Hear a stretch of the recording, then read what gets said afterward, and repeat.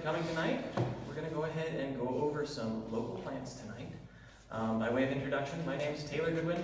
I am a naturopathic doctor. I went to medical school in Arizona, came out here, and bam, green is everywhere. Arizona's a little bit different in color.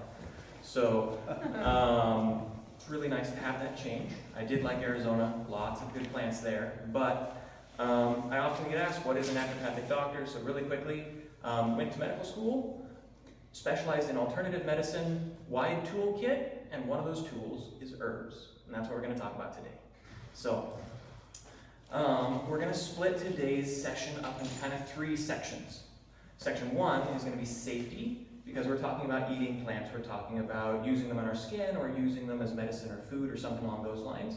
Safety is a concern. We want to make sure that that's our primary thing that we hit. So, because I like you guys, I want you to make it back next time. So, after safety, we'll go over 3 of the local Ozark plants that are close to in season. We just had a frost, so it's going to be a little bit different, but these guys all grow local here. They all have edible and or medicinal uses, and we're going to go over what those uses are, what the edible uses are, some of their lore, and how to identify them. We'll also go over a few lookalikes for a couple of these guys. Then at the end, I'll go ahead and close with a section where it's just kind of what are some of the other events. This one's monthly, for example, and I'll just let you know some other events that are going on in the herbalism kind of area if you're interested. So with that, let's go ahead and crack into the most exciting section. Safety! Everybody's here for that. So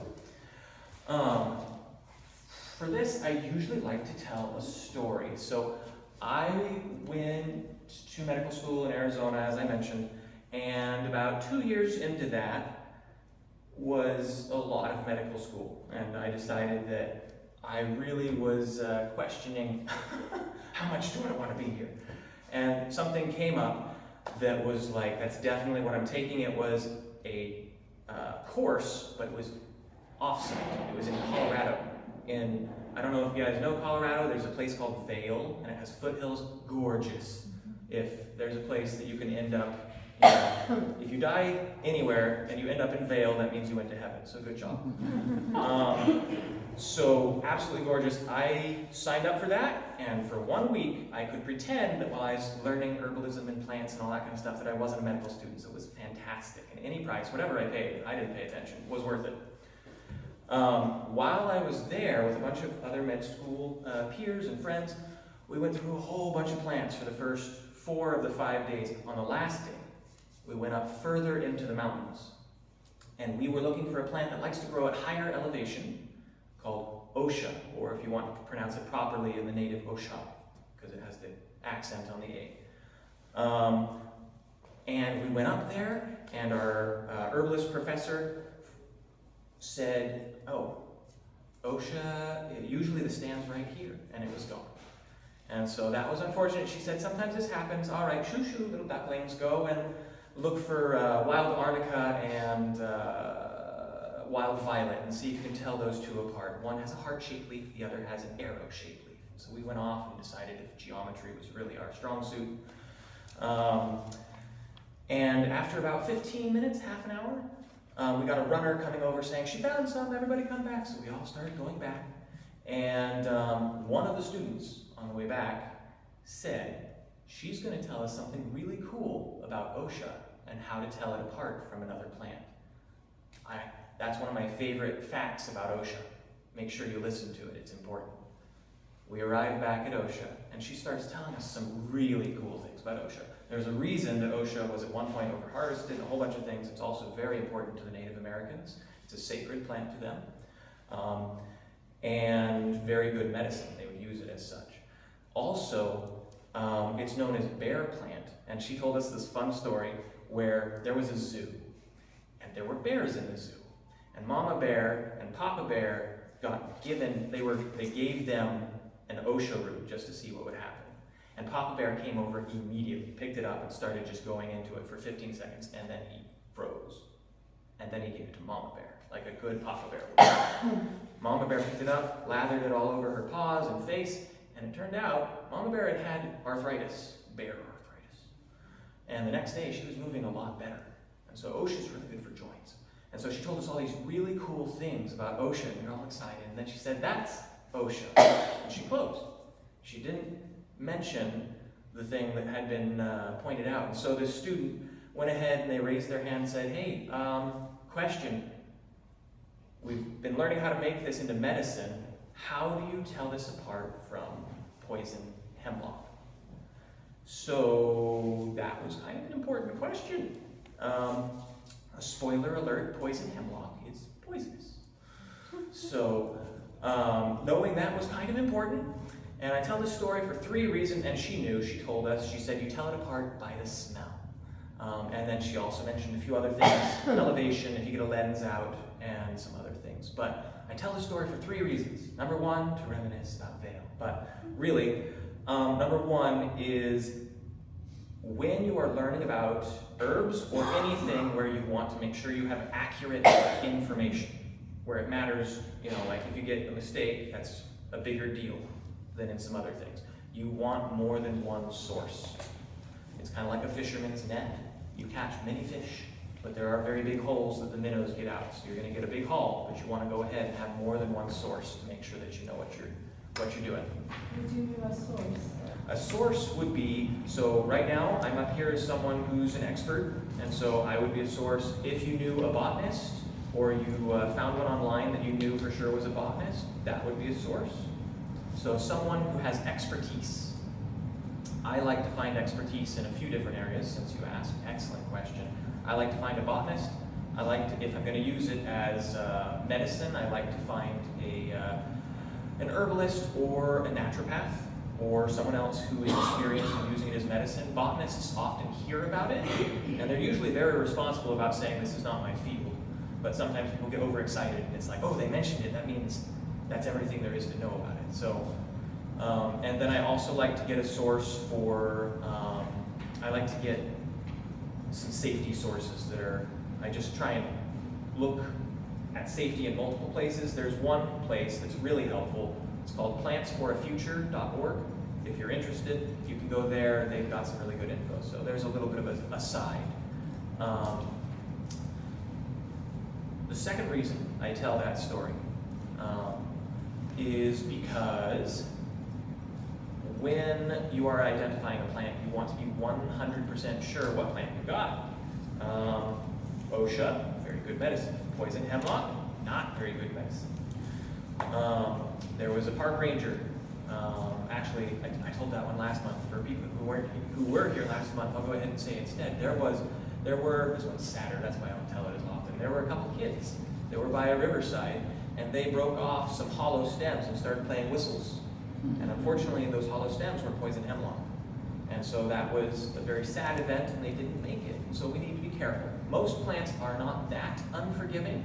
Usually you'll get like a stomach ache or something like that, but we want to be careful. So, third reason I tell that story is not for your safety. It's for the safety of the plants and our heritage, our children, so that they have them around. Some plants have gone extinct, sometimes worldwide, but even more commonly in a location they can go extinct. And so that's a problem. I could tell a whole bunch of stories, and then invasives are all in there too, where you bring over something that shouldn't and it totally takes over. But the point is, there was a little handout that you can take one of. On that, there's a little rules of thumb on how much to harvest if it's super common. Number 1, if it's on your property and it's like taking over everything, do as you will. But in general, if it's super common, harvest up to half. It can replenish that the next year. If it is uncommon, there's lots of degrees of uncommon.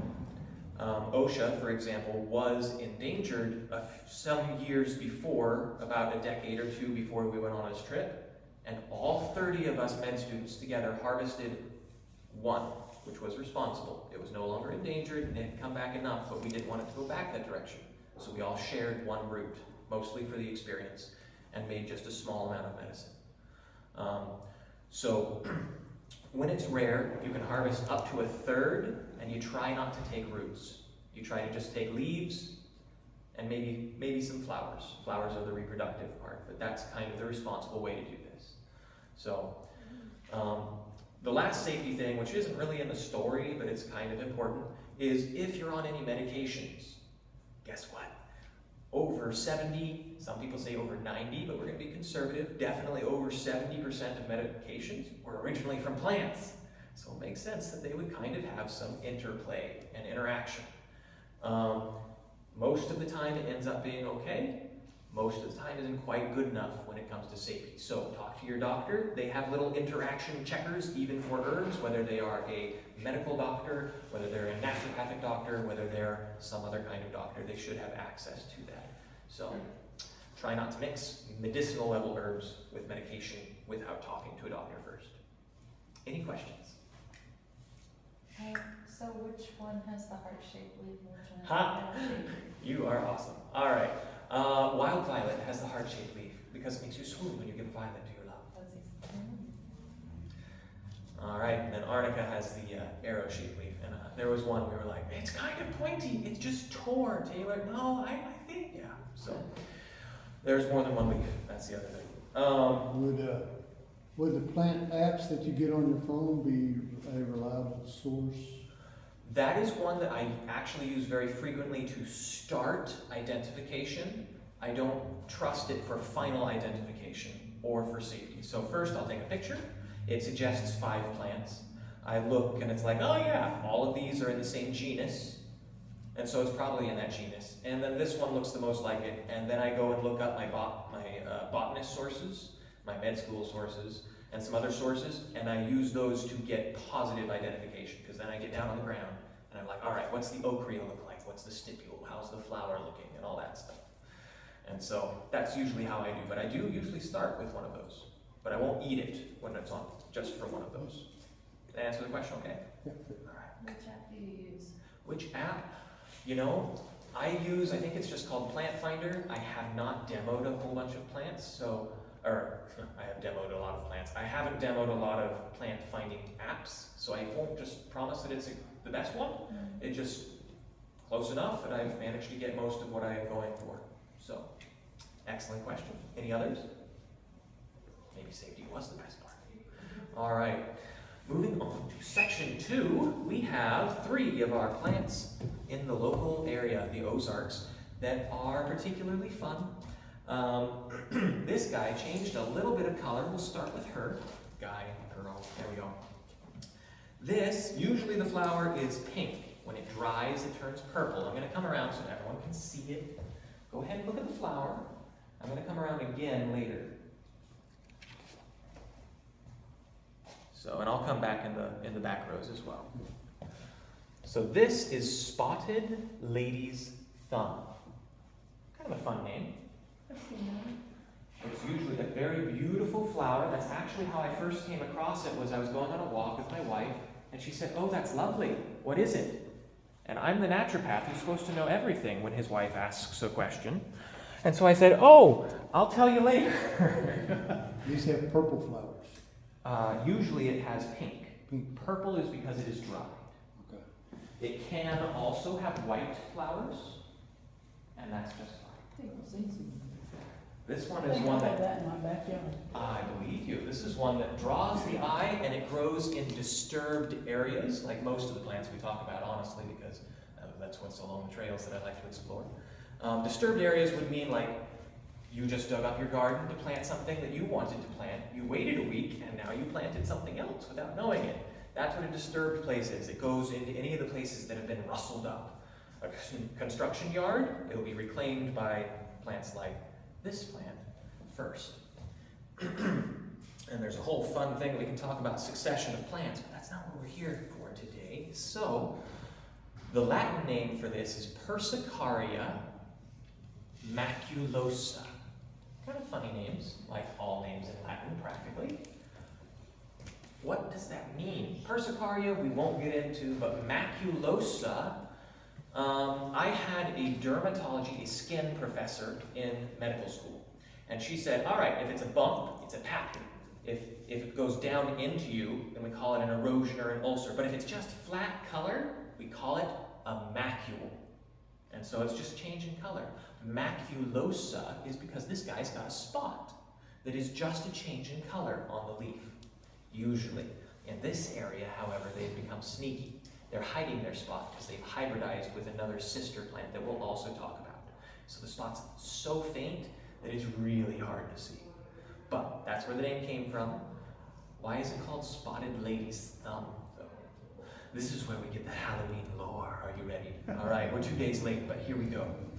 Once upon a time, a long time ago, there was a lady who was not very happy with her husband. And she had a plan. She had a plan to kill her man. She executed the plan and her man. And then, to hide the evidence, she had one spot of blood that got on her thumb. She wiped it off on a leaf. And this virtuous plant wanted to bring her to justice, and so spots on all of them until she was apprehended. And then they kept the spots because they were cool, I guess. And so that's why it's called spotted lady's thumb, is because it looks like a thumbprint on the leaf. When that spot is more prominent, easy to see, that can help you identify it. Now in this area, those are kind of hidden, so we're going to go over some other ways too. But that's why it's called spotted lady's thumb. There's a thumbprint mark in the center of most leaves in most areas. Would it be off color, a red spot on the thumb, on the plant leaf? It usually is a dark purple, almost to the point where it's like, is that black or is it purple? That dark. So, and it's in the center of the leaf. It can look like a chevron, meaning like a triangle without the base, or it can look like actually very like a thumbprint. And either of those are the spot. And that's in the center of the leaf. You'll notice the leaves, they are long and pointy. Lanceolate is what we call that. If you know what lance is, long and pointy, that's why these are called lanceolate leaves, lance-like. The spot is so hard to see on this guy. Let's see. This guy, it was my other sample that actually had a spot that might be visible, and that's the sample that I didn't bring because I'm intelligent. So I don't have a great one for this spot here. I honestly don't know if I don't see one on this guy. So The leaves are offset. The leaves are offset instead of they're offset. Yes, they are alternate branching. That is correct. The leaves don't come out at the same, it's not two leaves coming out from the same point. It's one leaf, and then another, and then another. You don't have the two leaves coming out right across from each other. We call that alternate branching, or alternate leafing. Good eye. That's a good way to help identify it. There we go. And I guess I'll do this. By the way, I am recording this for people who want to be able to view it later or who couldn't make it. And so that's why there's a camera stand right there. And that'll go up on YouTube. So, all right. So we've talked a little bit about Persicaria maculosa. Well, she's got two sisters. She's actually the middle sister. She's got a younger sister and an older sister. The younger sister, if you want is smartweed, if you want the common name, and Pennsylvania smartweed if you want the full one. And then it is Persicaria pennsylvanicum. And then her elder sister is Persicaria hydropiper. And we'll talk about each of those, but first, let's get you acquainted with spotted lady's thumb's uses. I'm getting ahead of myself. I'm too excited with that part.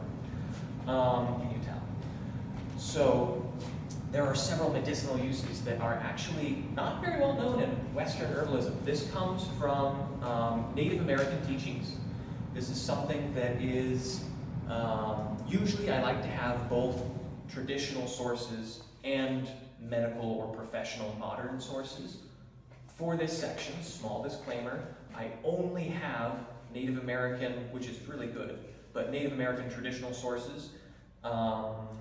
Usually I tell people I have both those sources for everything, so here's your disclaimer. This one is kind of a niche plant in today's society. So those are the sources for this, which is very cool. And the Native Americans would use this successfully for, or as they would use it as an astringent.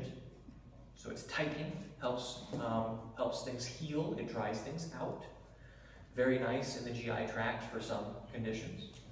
They would use it as an action that I don't think I've talked about in any of my talks in the past months, rubefacient. That's not one people hear very often, rubefacient. So rubefacient, ruba, or rube, is red in Latin, redness. So this makes it all red when you rub it on there. Not like poison oak. That would be less than ideal. It actually brings blood to the area.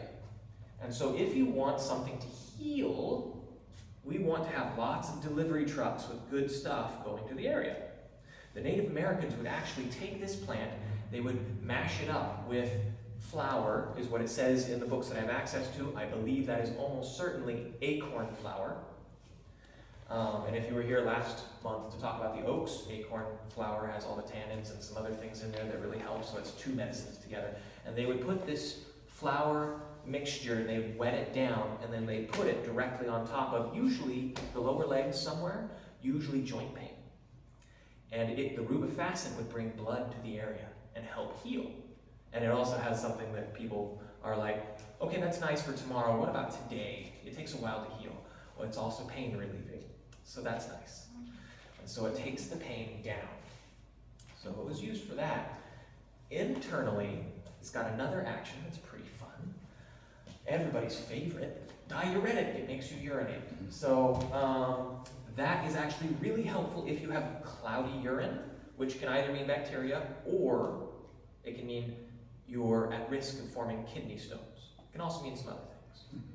And so if they got what they call gravel in the urine, they would start taking Persicaria.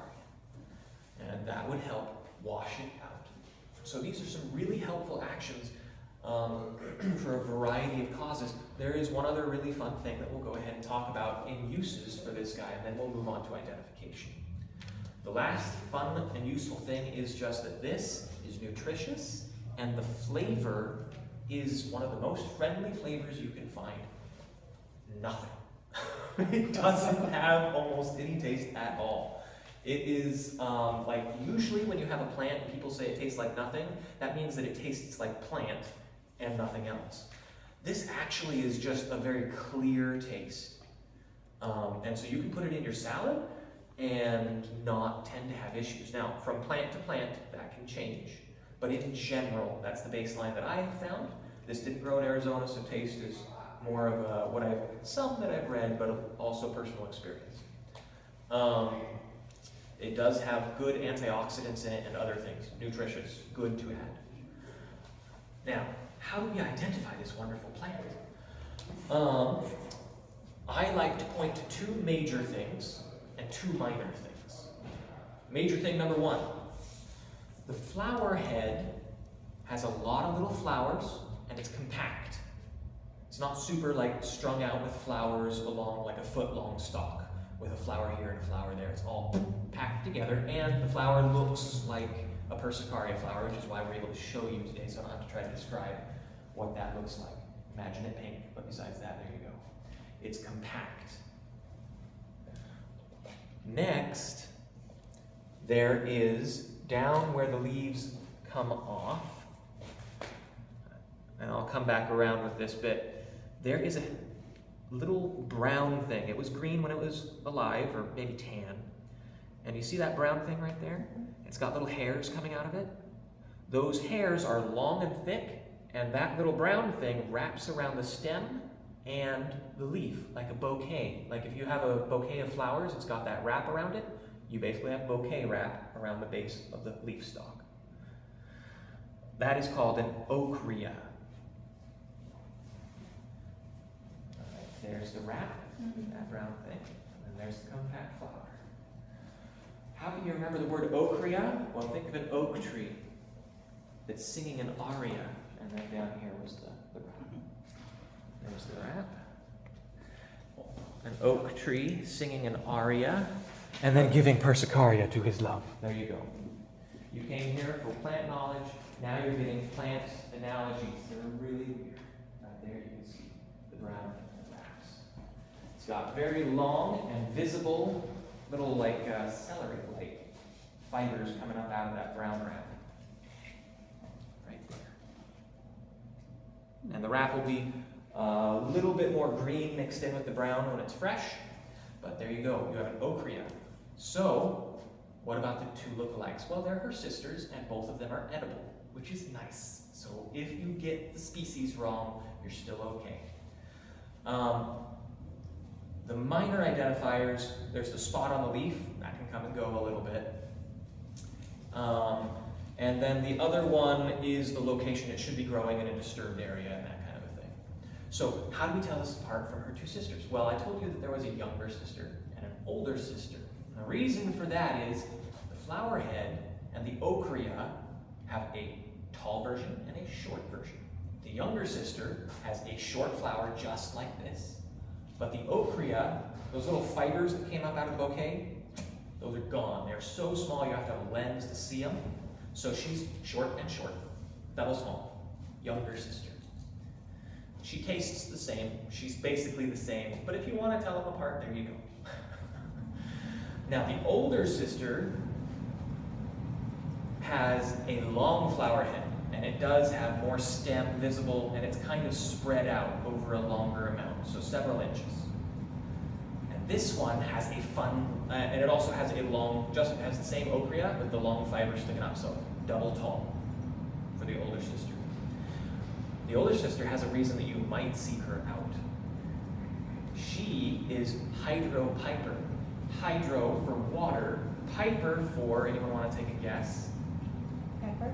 Pepper, yes. She is exceedingly spicy. She can add really good flavor to your dishes. Now, most peppers that we eat are spiced by the same molecule called capsaicin or capsicum. And that tends to hit the receptors and kind of stick there for a while, meaning that you taste spice for a while, and it tends to build, right? Well, almost all peppers share that. She is different. Persicaria hydropiper has a different spice molecule, and it doesn't build over time. It's very spicy, but it actually, it comes and it goes. And so that opens up a lot of culinary opportunities. If you've ever had a spicy dish where it's like, oh, this is so good the first bite, 10th bite, you're dying. And it's like, take me back to the first one, it tasted so good. And it's like, all the flavors are hidden beneath that over spice, but you like the level of spice at the beginning. This, I haven't done this, but it would suggest that this might be a good alternative spice to go ahead and have some culinary magic. And then everyone's like, oh, what's your recipe? Oh, I'll never tell.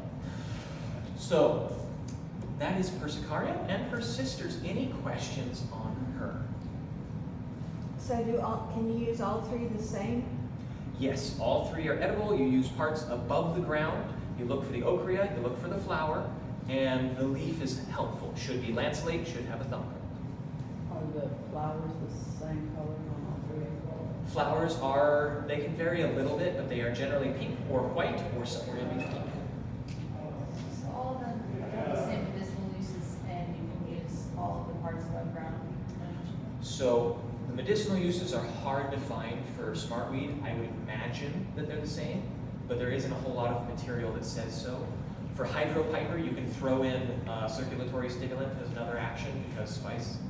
But presumably they're so closely related that you would assume so. But lady's thumb is the one that I actually have some sourcing for. That's what I was gonna ask about next, is that something you share with, I think like your sources, like you source it to use medicinally. Oh, I meant sources as in, sorry, I'm a nerd, so I No, I use academic understand. speech. I have other people who say that this works that are professionals. Gotcha. There we go. As for sources for getting it, if you want to know a really good place to order, eventually I'm going to open up some stuff, but mountainroseherbs.com, they are trustworthy.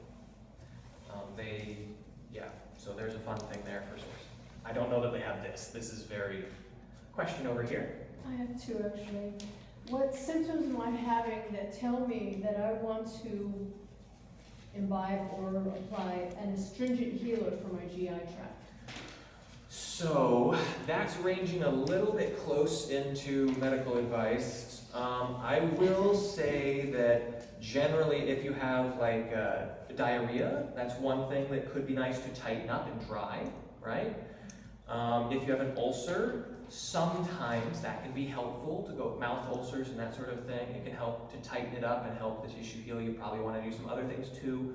This is education. There are other things that probably would be helpful alongside that, but when you're thinking about this plan, those are some things that might be added into the mix for. Thank Thank you. Good question. And, so topical is a paste made from which parts? Leaves, stems, flowers? I take the stems out because they're fibrous. Okay, That's the only reason. Leaves and flowers, I would try to get a mix of both. leaves and flowers. And if only the leaves are there, that's okay. As far as I know. This is What again. about a tea? Yep, that's a good way to take it. Leaves and flowers again. Yes. Thank you. Aerial parts. Good questions. So, any other? Do you find all three of the sisters together, or? That is a good question. I just recently came over from Arizona. I haven't seen that yet. I haven't read anyone who speaks to that, so I can't really professionally speak to it yet. I highly suspect that her sisters are in the area. I haven't found them yet, so take that for what you will. So, there's another way. If you figure out that it's at least one of the three sisters, take a bite. You'll find out if it's Hydropiper.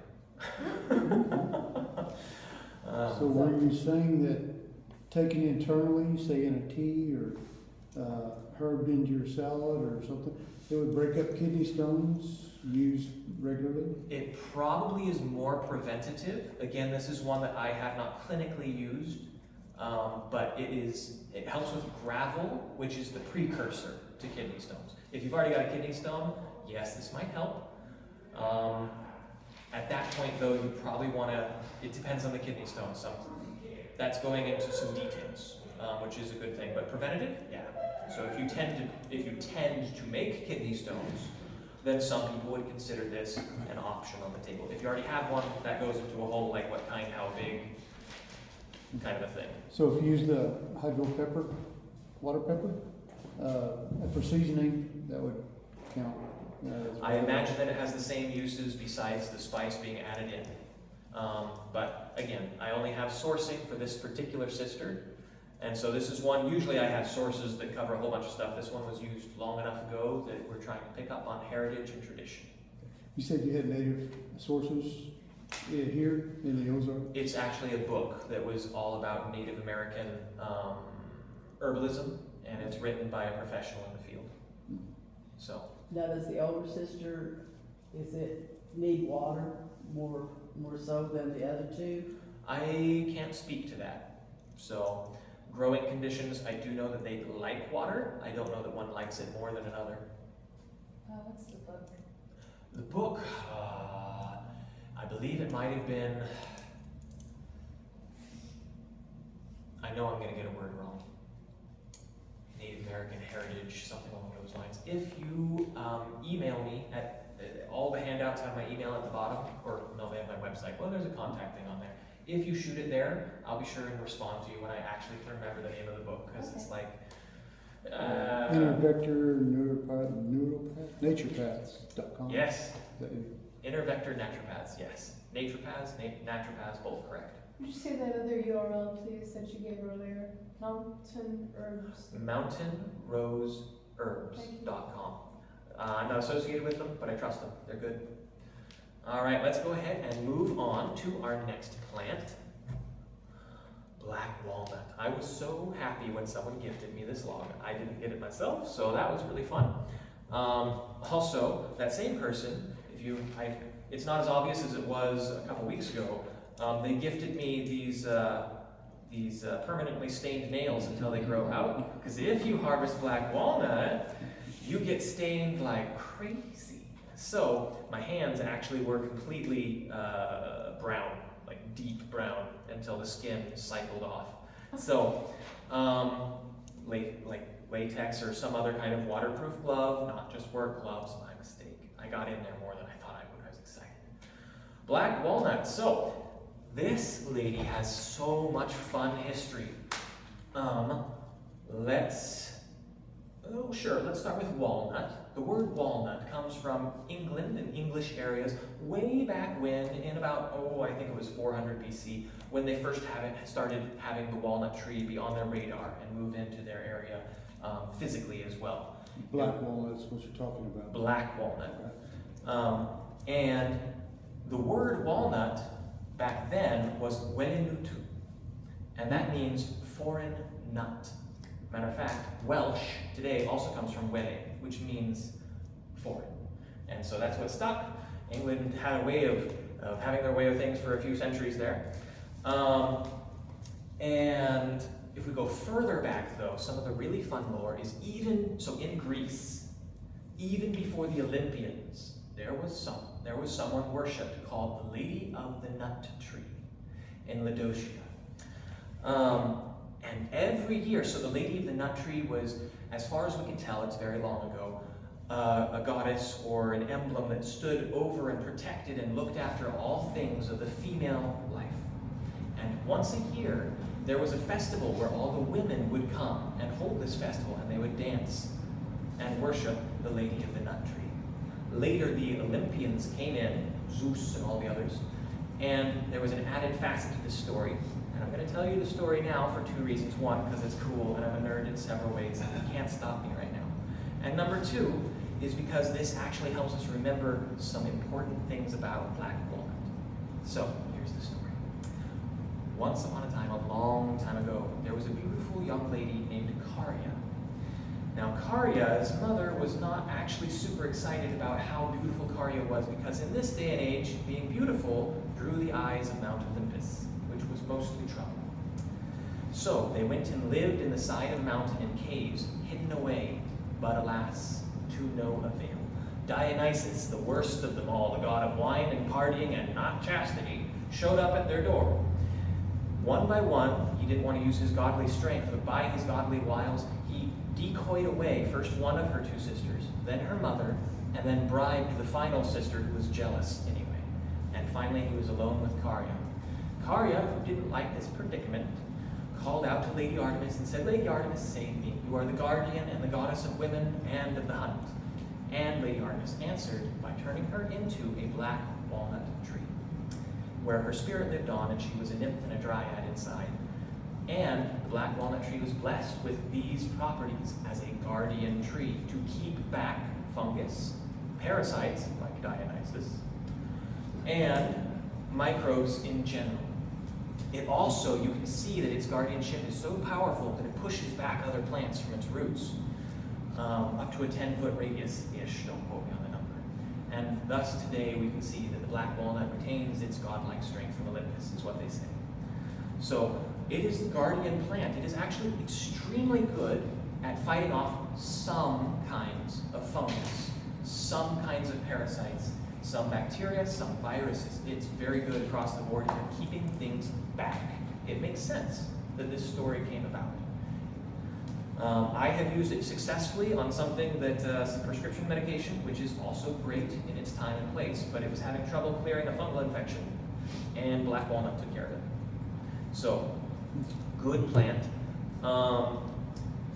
Sounds like a good plant.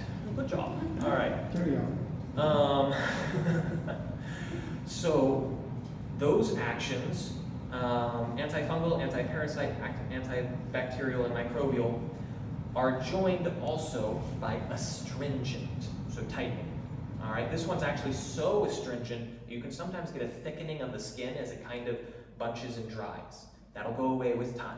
So just expect that if you use it on the outside. It's not really a problem unless you're also dealing with something that dry skin makes worse. Eczema, for example. So, which parts? Well, let's come around to the leaves. The bottom side of the leaves is kind of fuzzy, by the way, which is one of its traits. It is alternate branching on the leaves, which you can see. The parts that you use are the leaves and not the nut, not the seed, excuse me, around the walnut there is a 2-inch diameter like green tennis ball thing that protects the walnut. And it turns black and gushy really fast, which is why I don't have one to show to you, because you probably wouldn't want me to show it to you. Especially if I started bopping people with it, then you'd be stained for a good long time. So it's like a hole that's around there that Yes. natives used to. I was looking at your hands. Oh, yeah. Natives used to use it for fishing. Oh, yeah, it stuns fish. Excellent. Yeah, it's So- potent enough to stun the fish with the Juglans in it. So it's the whole part that you use to fight fungus. Yes, the green Say hole. athlete's foot or something like that. What was that Athlete's last one? foot or something like that? You wouldn't use that on athlete's foot? Athlete's foot. Yes, that's something that it could help with, potentially. So Exactly. when something is an antifungal, that means that it works against some strains. And so often you'll want to, even in prescription medication, you juggle from one to another until you find the right one. Or you take a sample of the fungus and then you test a whole bunch in a petri dish and figure out which one kills it. So same thing happens with plants. None of them kill everything. That's called bleach. So, yes, however, I would use it in a mix for athlete's foot. Candida? Candida, sure. So, there are different strains of all the different fungi, so you use it and it's got a good chance of helping. So, ringworm, that sort of thing. But you use the green part, right, for, You use the leaves or the green hull, which is stronger. what about the black part? Would you use that for anything? The black hole? No, the black hole oxidizes really fast. Like the green hole oxidizes into black really fast. So you need to get the green hole and either dry it, make a tincture of it, which I intelligently have like 80 bottles that I didn't bring today. Hence the nails. I was making that the other day. Dry What would you it use or the tincture it. for? What would you use the tincture for? The tincture for antifungal, anti-parasite. You can use it externally or internally. So same things that we've been talking about. It's very good for that. It's just a preserved form where it doesn't get oxidized and then the medicine turns into other things. When it turns black, that's no longer medicine. So What do you mix it with? Alcohol?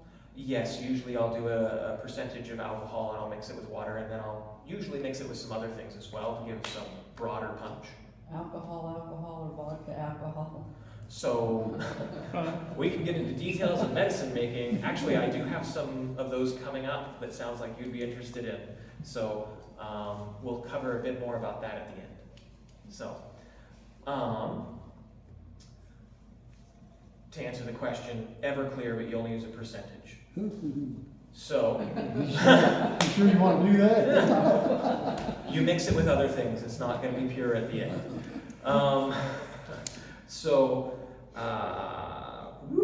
We were talking about black walnut. We were talking about the leaves. Yes, the hull and the leaves are good for medicine. The bark is also, but I tend to say leave the bark. Number one, it harms the tree. Number two, it's actually strong enough that you start being like, you probably should have a doctor on board to get the right dose of that. So go ahead and just put that aside. It's much easier to stay in the realms that you want to be in, and they're still very effective. And these are the realms I prescribe with the green hull. So I don't just go like, all right, for prescription, we're going to use the bark. Usually the green hull is really actually where you want to be. So, black walnut tree. Anything else about that? The leaves are fuzzy, they're alternate, and this is what the wood looks like. The way to identify, so there are lots of little things, the fuzz on the leaves, and then the little teeth on them, and then they're alternate, and the bark. But the bark is hard for most people to really get a draw on. Some people have a gift for it. What I like to say is, in a beginner class, you'll look for the tennis ball and dodge as it's coming down in the fall, okay? And so if you see that tennis ball, you've got a black walnut. So you got about 2 weeks of those things falling to harvest. So be quick. It's about right now. Yep, we're right at the tail end of it. So, So late fall. yeah. Late fall. All right, any questions about black walnut? Please define what an antimicrobial does or is. Sure, antimicrobial. Microbes are micro, very small, and so that can mean bacteria, viruses, parasites. Basically, it just means small buggers. So it's antiviral as well as antibacterial. Yes, antiviral, antibacterial, those tend to be a little bit less pronounced of an action than the fungus and the parasites, which is what this guy's a star for. He goes fungus, parasites, bacteria, viruses. Viruses were the lowest if you weren't looking. Could you use this tincture for warts? Depends on what they're caused by. Potentially. I haven't tried that. That's an interesting thought. So, let me know. All right. I'm not gonna experiment. Yeah, that's good catch. I was testing you. Always Yeah, have some. no. All right. Any other questions on black walnut? You If guys you agree? happen to use the bark, you'd use the inner bark. Yes, if you were going to use the bark, make sure that you do so responsibly, etc. But you can see here, there are different layers of bark and wood.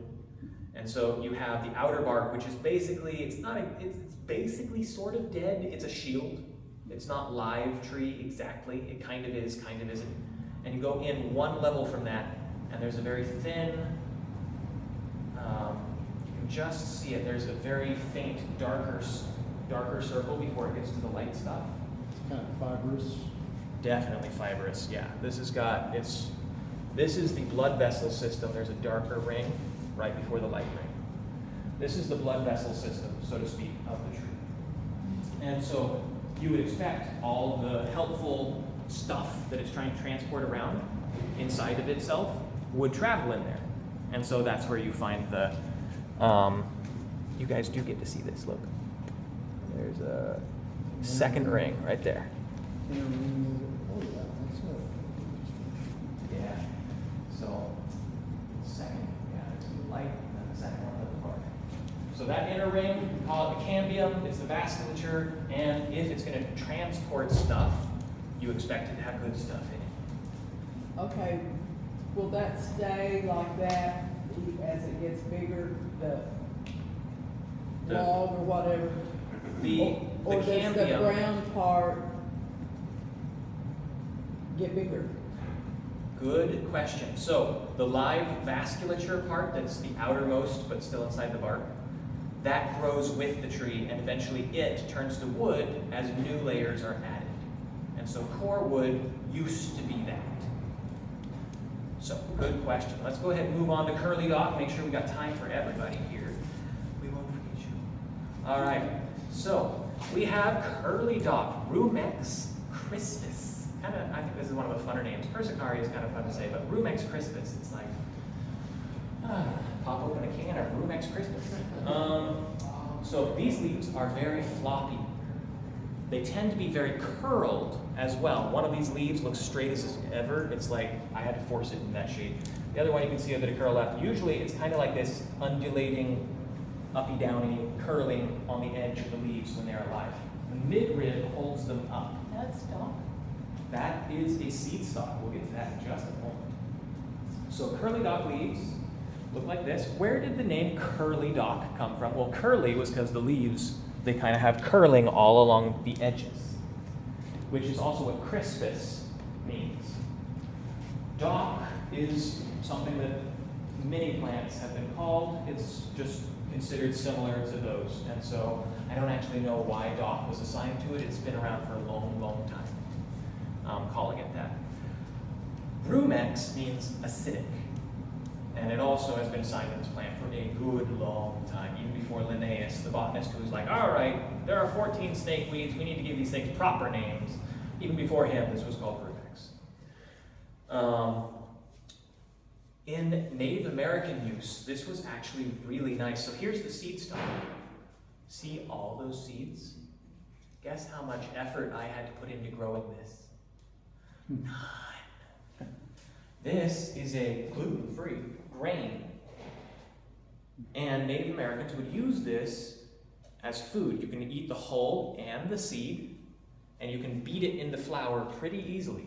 Well, you know, by and large, because you can beat it off into a sheet, and then you go ahead and grind it up. This has good iron content as well, which is where the color comes from. And as the season goes on, the color becomes darker. Here is an earlier version, and before this it was green. So this is a progression. You got red, very dark. And you harvest the darker? You harvest when the seeds are ripe. Both of these would be inside of harvest. So, let's talk about some of curly dock's uses. Native Americans would use the seeds as food, was one that we mentioned, but they also would use the root as medicine. But let's list the uses and then we'll go into details. So, above the ground, it has one use. Well, I mean, I'm sure there are other ones, but then one that we're going to talk about today. Nutritive, meaning it's good for food. It's edible. Now, Small little, not exactly a warning. It's about as much of a warning as eating spinach is a warning, because it has the same thing as spinach does, and rhubarb foods, oxalic acid. So if you are prone to kidney stones, eat Persicaria instead. Oxalic acid can make kidney stones more likely, and it also binds up minerals. So we don't want to have it in every meal, but spinach, rhubarb, and this guy are all really healthy besides that. And so it's a moderation thing. Everything above ground is good for food.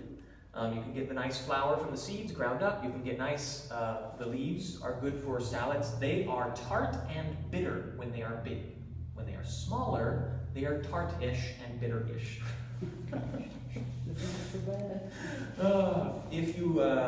If you boil them or leave them to soak is probably better, actually. Everyone says boil, but soaking works too. You leave them to soak overnight, it strips a lot of the bitterness out. You do lose some of the nutrition, but if you're not going to eat it because it's bitter, then you get 0% nutrition, right? So there you go. So these leaves, nice and big. This is not a rare plant. Have fun. So, safest way to identify is to wait until the seed stalk comes up and just watch it through a cycle.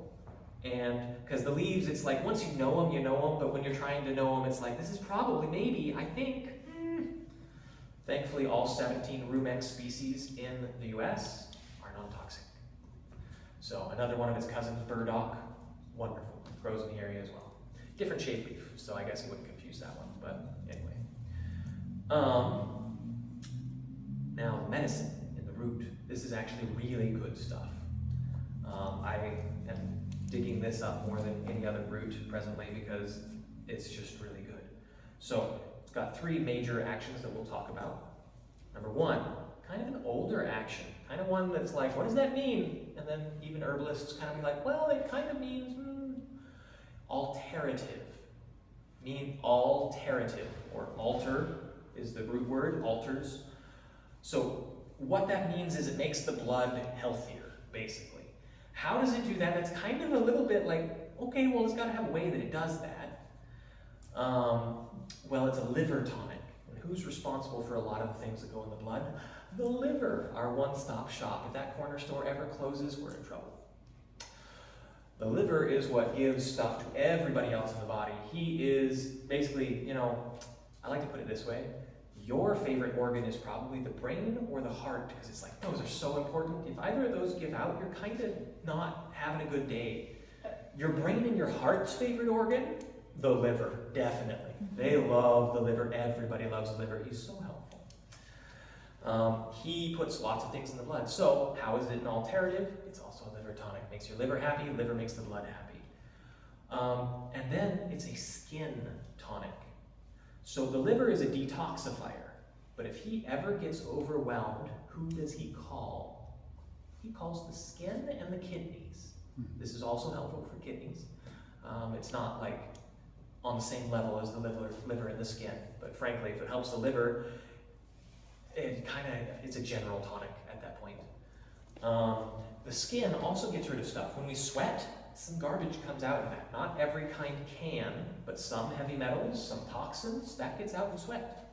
And the skin has to deal with all that crap. And you can actually clear up acne and things like that with curly oil, depending on the cause. There are different causes of acne, so you have to match the plant to the cause, but it's a great thing to try. Oh, and I guess it has one last star action. Everybody's favorite at a party, laxative. So basically, yeah, if you can't go, this guy will help you out. It's very gentle, though. Often, the really cool thing about this is that it's such a good liver tonic that you can see benefit in many different conditions. You can see benefit, this is not a cure, it's benefit. You can see benefit in some kinds of cancer, all the way down to rheumatoid arthritis, all the way over to diabetes, all the way over to lupus, which is inflammatory controlled, therefore, and this helps modulate inflammation via the liver and other things. And so basically, general tonic. Now, given that it also is a laxative, you probably don't want to take this long term. Eventually your body would adjust to it, but that also means as soon as you stop taking it, it adjusted to it. And then you need a laxative. And so, if you're going to go long term, his cousin burdock has many of the same actions. And actually there's a wonderful blend where you can get some really good skin health going. And I'm going to use that to transition into section 3 of this talk. Some of the events that we have going on this month, because that's what we have for Curly Doc. Before I go over to events and things, any questions on this? I'm confused. You're saying that it's used as a laxative, can be laxative effect. Yes. But here it says avoid with blocked bowels. Yes, if the bowels are well and truly blocked, trying to force them can tear them. So, if it's like, I've got a rock in my stomach kind of feeling, and it's like I'm having trouble digesting, sure. If it's, I literally have blocked bowels and literally I have nothing coming out, this is a medical condition, if you try to force that, that's not good. Because it won't move, but it'll be pushed on, and that can tear. Good question. So if you wanted to use it for skin, say acne, you'd get the root, make a tea out of the root, and then apply it topically? As well as internally. So you want it to get to the liver as well as the skin. Topically helps, definitely. Liver internally helps, definitely. So you make a tea out of the root. You make a tea out of the root, technically a decoction, because you need to boil it because it's a root. Which is the difference between a tea and a decoction. Tea is just below boiling temperature. Decoction is, this is a tough section of plant, and the molecules are usually more heat resistant because of the types that are in there, and you boil it. Another question? So what would you use how would you use it topically? Great question. So, how would I use it topically? I would, honestly, I probably would first extract it in a type of tincture, and then I would use that inside of another mix. And actually, that's one of the events that we're doing this month, is making a salve, technically an ointment, that extracts from curly dock roots, burdock roots, echinacea roots, and sassafras roots.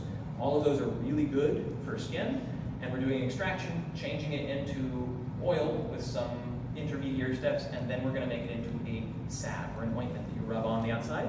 We're also going to make a tea mix that then you can go ahead and take internally to really get it to the liver and other organs. So that's how I usually do it. So what if you had dried fruit that was in powder form? Yeah. How would you use that internally? Same. I would do an extraction, Okay. and then you could either use a water extraction, an alcohol extraction, usually a blend of the two, and then you can also do an oil extraction. That one you usually want to have a few steps beforehand because oil and roots are a little bit hard to get to pull it out. I know that's a lot of info. That's why Even if it's in powder form? you can use powder form. Okay. But is it also as difficult if it's in powder form? Do you get an extraction? It has better surface area in powder form, but just the compounds in this particular root prefer to have a little bit of water pulling on them, and oil doesn't do that. And so you want to do a different kind of extraction first, and then you transfer it to the oil after. And so that's why there's it's a little bit technical, but tea works really well because that's already got water. So if you want to put it topically in something that's kind of more salve-like, you have to do some transferring steps. Because if you just soak it in oil, a lot of it's just going to stay in the root. So. I did have one more question. Have Please. you ever tried to use it as a grain? As a grain? Yeah. So that was my plan this year, because I was in Arizona where this doesn't grow, and then I blinked. And my only samples were the ones I wanted to show everybody. So the seed stalks, like the leaves were still going. I think everything thought it was spring 2 weeks ago. It was like everyone in spring growth. It was really interesting. But they didn't throw up new stalks, so that's next year. It's going to be one that I'm looking forward to. All right. So a couple things about events. This won't be super long, but if you are interested in medicine making, if you are interested in learning deep dive herbalism, Or if you're just interested in, you know, watching my antics, I don't know, whatever other reason you would have to come and do this again. Number one, we have medicine making classes. I send out on an email. You can sign up for the email over there. I also have a newsletter over there. My printer died after printing one copy, so take pictures. And there is a backside on my website that is on the bottom of all these notes. You can click on workshops and then workshops, and you'll see all of the options in different locations. So this month, our primary workshop is the Inside Out Super Skin Salve, which is those 4 that I already mentioned. And we go over how to make that from the primary extraction into the secondary extraction into a final salve, so that you can actually get these nice compounds into a cream, and that takes a few steps. So those are the events. I also am doing a core Foundations of Herbalism course starting in spring for people who want to go a little more deep into herbalism. That's going to be an 8 class. It's probably going to be once a month is what I'm thinking, on 3rd Saturdays-ish. We might move it around depending on people's schedule. And that's there. And besides that, this is monthly.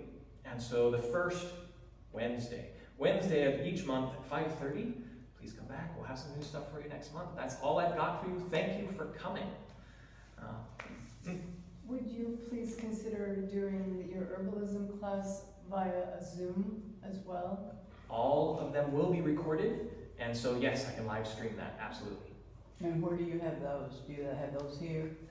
I am planning on holding it where I have the most, either in J, which is my central location, or if it's very heavily skewed to a certain area for the students that sign up, I'll consider moving it towards them just to make it easier. Back to You said you upload to YouTube. What is your YouTube channel? Inner Vector Naturopaths. I was very lucky that name wasn't already taken. Let's spell that. What did you say to click on It's after at we the go bottom there? of Oh, is it? I didn't get one of those. Workshops, and then workshops again. There's also classes, but you'll see it. What was the name of that native book you mentioned? The native book, shoot me shoot me an email or whatever, and I'll shoot you back that name properly instead of one that I made up. I clicked while you were talking. I was just checking to see. You know, you can come, we can ask him and we can tell you too. You can? Yeah, Okay. try to. I'll get Awesome. back with you. I'll get back with you. You know, I'm Maybe the it'll library. be on the library stand next time you come in. Might be a very thing. good. Never know what's in stock here. Lots of good stuff. So, and you'll be here once a month, all winter? Yep. Next month, I'm planning to go over pine, juniper, and probably either yucca or mullein. I'm still going back and forth because you harvest those through winter. Mullen? Mullein. Okay. We've got a vote for mullein. All right, 2 votes. Mullein it is. I'll take it. There's I was already yucca thinking plants? that way. There's yucca plants here? Different what? Yucca? Did you say yucca plants? So yucca, I mean, that is, Native to here. I've seen, I thought that's what he said he was gonna cover. yeah, that's one that I was considering. It sounds like we're gonna go the direction of mullein. I have seen a couple yucca. They might have been further west when I was driving in. West. West. Probably somebody's younger. West. If you go to a nursery, specialty, you can find yucca and plant them and see if they'll live. Okay. I don't think Maybe they're it's not. native. Okay. But they tend to be desert, right? They do, but they extend far outside of the range, much more than other desert plants. I've seen them in Oklahoma. I don't know that they live in the Ozarks, but they do live in the flatter side. The flatter half of Oklahoma, I've seen them. So, unless I'm crazy, which, I mean, maybe. So, Who isn't a little bit? that's what, yeah, thank you, I like that. Where are you located? I am in J, 1429 Main Street. So, yeah. There's, if the address isn't on there, it's definitely on my website. And does that answer your question okay? Okay, wonderful. I do have some workshops that are being offered just 15 minutes north of here at Sparrowhawk Village, and you can look those up online, including the salve. There's one that's at 2 p.m., which is in the middle of everybody's day, but a lot of people actually were wanting that time. And then there's another one that's likely, but still technically pending at 6 p.m. on third Wednesday. The third Wednesday at 6 p.m. we're doing the salve making, probably, at Sparrowhawk Village as well. Then there was Tuesday the 14th at 2 p.m. for the salve making up in Sparrowhawk. You can see all of that on my website, and good deal. So, any other questions? Thank you. Thank you.